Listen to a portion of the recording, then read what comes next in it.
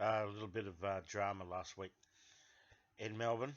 And Antifa, the guys have been discussing in plenty of my videos, like Tom Tanuki. He's in Queensland now, but um, he's done a video and some posts on it. The drama was a queer-friendly youth event, 12 to 25 years. I was going to have drag queens, drag show. Oh, wow. Queer cola. That's good for your indigestion. Just had a sip of that. Made out in near Blacktown, I think, Wetherall Park. Very cheap. I did mention that before. But back to the drag queen stuff. That's been a big culture war thing in the US, and the wackos are wound right up about it. Drag queen story hour. Get a big drag queen in and to the little kids, I think 4 or 5, 6, and get them to read a story time, and there's not really much drama about that because the kids just see someone in some of these drag artists are very good. It is an art. It's an expert sort of art. See someone all dressed up. It's just dress up for the little kids. So there's no real problem there, is there? The wacko sort of InfoWars people trying to stir up a lot of drama. But they would. That's sort of their thing. But this event, 12 to 25, is a little bit different. And drag it's an art form, and every queen has their own style. It's supposed to be very individualised. To explain it to like a dog-brained Australian suburbanite, it'd be like every batsman has a different technique, don't they? In cricket, and it's the same with drag queens. If you can get that analogy for the beer-sodden people in Australia sitting in their little brick homes. And so it is an art form. It's an interesting art form. The right-wing argument, conservative sort of InfoWars argument, is that it's inherently sexualised. I'm not sure about that. I don't really buy that argument. There are some very sexual sort of lewd sort of drag shows, of course. We all remember, like Danny LaRue from probably back in the 70s and 80s. I remember seeing him on TV as a kid. Some of his sort of act, his nightclub act, is very sort of foul-mouthed. I've only seen little parts of it on TV shows a few times, and yeah, it's not inherently, and I've always argued against that, but some of them are a bit off. One of the guys they wanted for St Kilda at the Pride Centre did a few sort of lewd stuff, and that was on Instagram, which doesn't really tolerate too much too extreme stuff, and he's in his leather underpants and that. So I don't know whether he's a sort of appropriate for sort of underage sort of junior high school kiddies. Some of them sexually confused and maybe a bit vulnerable. I don't know about this bloke McQueen. I think his name was MCKWEEN.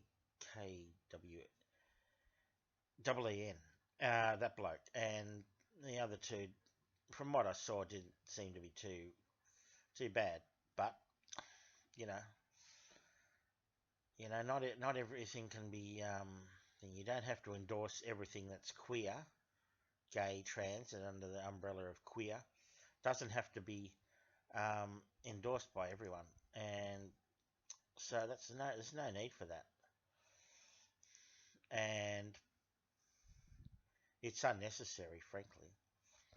And there are some, obviously some dodgy people and the gay men have a bit of a problem with trying to lure people, sort of groom them, and as they say, as the crackpots are saying, that is a problem. Has been a problem for a while, and some of the sort of child sort of childlike references.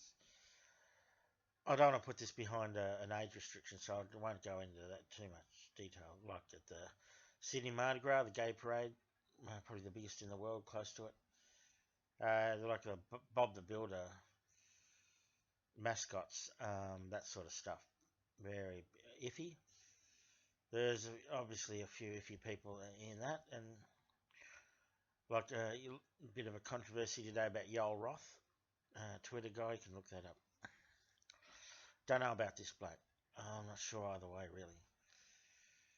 I don't know about him. He could be a little bit iffy, as I say. So, yeah, and what happened was the Nazis sort of wanted to make a drama there at the St Kilda Pride Centre down in Melbourne, and I don't know, I think 5 of them turned up, one of them was arrested. The Antifa guys rallied, sort of got a few hundred people there at the front. It was cancelled. The council sort of backed out at the last minute, probably for legal reasons. The cops probably advised them to, and so out of precaution, it's probably not a really good thing when you don't really want to capitulate to these people, these Proud Boys and neo-Nazis and neo-fascists, these sort of crackpot sort of people, and so capitulating to them is not really good. But at the time, the Antifa rallied. One of the guys turned up and did a bit of a song and dance, played his flute or whatever it was, and a few of the Proud Boys turned up, I think. The National Socialists didn't turn up at all, and there was not really a thing. A few hundred people, Antifa people turned up, and a few others. So it was a bit of a thing, this culture war being exported all around the world by the US, and it's gone to Russia. As I mentioned, I think once or twice, Putin has lost his mind, and he's ranting and raving about transgenderism and gays and that. I know that they have a culture of that over there, the Orthodox Church over there, but I think he's been reading a bit of, a few American online journals thing, because I didn't know that transgenderism and gay was too much of a big deal over there. Not really a public culture of it, is there? There's gays and lesbians and that, but it's not really public in the same way and integrated sort of into the culture here. But TV adverts with 2 women kissing and that sort of thing. I don't think that's the go in Russia. It's sort of behind the scenes in countries like that, and so he's sort of imbibed the American culture wars. Old potato face over there, he's lost his mind, and so we are really getting a bit of cultural imperialism sort of shoved down our throats from the US culture wars, and the wackos, I think on both sides, but mainly on the right wing side, hyperventilating over it. It's not really good, because a lot of people aren't really interested in this sort of thing. I can't say I'm particularly interested in it, but so the drag queen sort of story out for the little kids is all right, but I don't know. Some of there are probably going to be a few iffy people turn up to these drag things, and sort of early teenagers, sort of under 16s, 13, 14, 15, 16.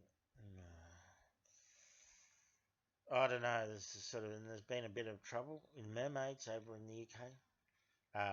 Vetting certain people, can't describe things. A guy called Breslow and the mermaids trans charity, a bit of drama over there, and there's sort of a few other people who are not on the level, I don't think. Shouldn't really be allowed near kids. So my advice to, the Antifa type people on that side is sort of to rein it back a bit, and you don't have to endorse every aspect of sort of queer culture and every sort of queer identifying person. They don't have to be endorsed, because there are iffy people and a few cultural things in the gay sort of queer community that probably need to be addressed. But seems a lot of hysteria over nothing. There's much bigger dramas, of course, around the world, and but I think the pro queer people need to kind of pull it back a bit, and the fanatics on the other side, I don't think can really be appeased at all. I don't know what you can do with them. That you couldn't sort of reason with the Proud Boys and other sort of maniacs. And I'm gonna thing. I don't really care what they think, but I think that Antifa people and other people need to just pull it back a little bit